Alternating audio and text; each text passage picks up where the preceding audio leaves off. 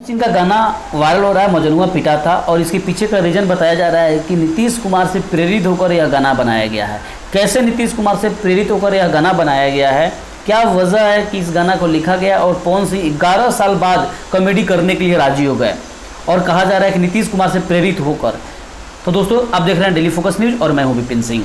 तो आइए इस बारे में पूरे विस्तार से जानते हैं क्या है पूरी कहानी यूँ है कि अभी एक मैसेज सर्कुलेट हुआ है भोजपुरी के पीआरओ रंजन सिन्हा के द्वारा, जिसमें कहा जा रहा है कि नीतीश कुमार से प्रेरित होकर यह गाना गाया गया है और लिखा गया है।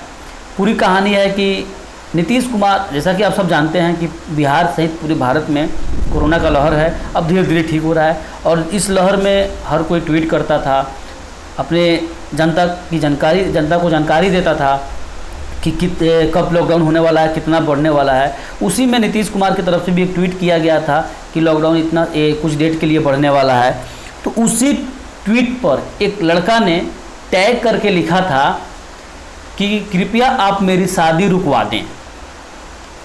तो जो रंजन सिन्हा है भोजपुरी के पीआरओ, उनकी तरफ से जो मैसेज सर्कुलेट किया गया है, उसमें कहा गया कि हो सकता है यही वजह है कि इस ट्वीट के बाद इस गाने को लिखा गया और इस गाने को एक बेहतर कॉमेडी बनाने की कोशिश की गई, क्योंकि पीआरओ हैं तो उनको ज़्यादा इस गाने के बारे में नॉलेज ज़रूर होगा, तभी उन्होंने इस मैसेज के बारे में थोड़ा सर्कुलेट किया। और उसके बाद इस गाने को काफ़ी ज़्यादा लोग देख रहे हैं, और पवन सिंह 11 साल बाद कॉमेडी किए हैं, और इस गाने पर लोग काफ़ी ज़्यादा मीम्स बना रहे हैं।